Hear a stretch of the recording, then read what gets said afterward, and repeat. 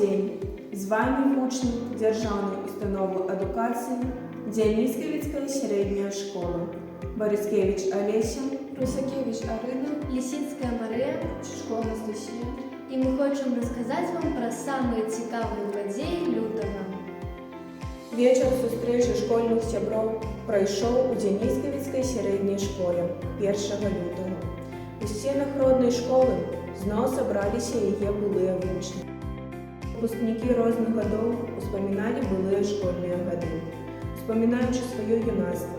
Уже давно сталые дорослые вучні змогли пережити ще раз самые світлі і щасливі хвилини свого життя.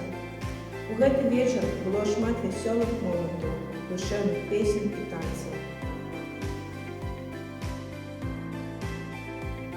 Открытая классная година, присвяченная Дню юного героя антифашиста, пройшла у 6 классе. Вучні доведалися про історію возникнення этой пам'ятної дати, вспомнили імена і подвиги юних піонерів і комсомольців.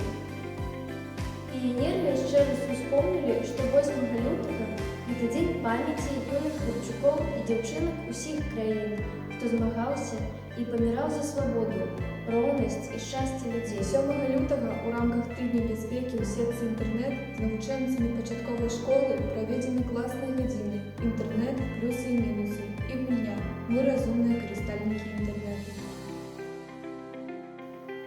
Дети познайомилися з правилами адказних поводин з сучасним інформаційним асяроддзям. Школьники доведалися про те, що в інтернеті нельга мець зносіны з незнаёмцамі, передаваць звесткі пра сваю сям'ю і блізкіх, а таксама заўсёды пытацца бацькоў пра незразумелыя рэчы, якія сустракаюцца на старонках сайтаў. 8 лютага у піянерскай дружыне імя Колі Гойшыка прыйшоў піянерскі збор «Памятаем і шануем», прысвечаны Дню юнага героя антыфашыста.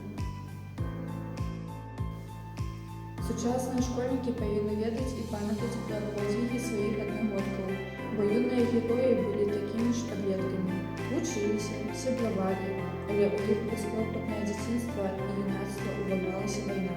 11 лютого у Діанісківській середній школі відбулася зустріча зі старшим участковим інспектором Хансівського РАУС, старшим лейтенантом міліції Супруном Артуром Сергеевичем.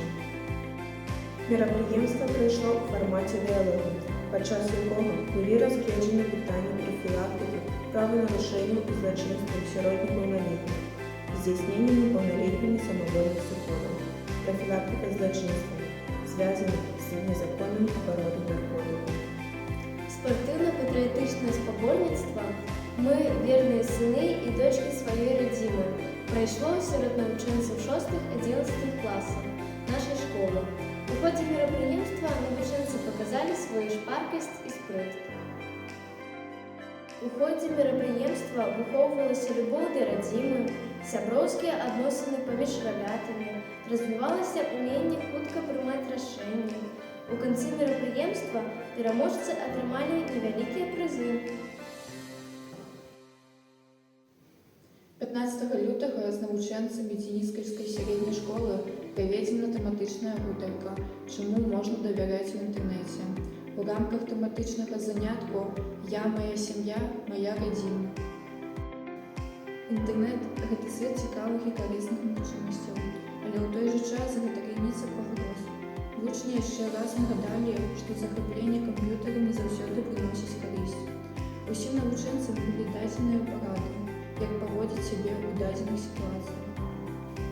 14 лютого 2025 года Державной установой адукації Брыльскі обласний центр туризму і краязнаўства дзяцей і моладзі было арганізавана урачыстае ўзнагароджанне пераможцаў обласных і рэспубліканскіх этапаў грамадзянска-патрыятычных конкурсаў і акцый, прысвечаных 85-годдзю ўтварэння Брыльскай вобласці і 80-годдзю перамогі савецкага народа ў Вялікай Отчыннай вайне.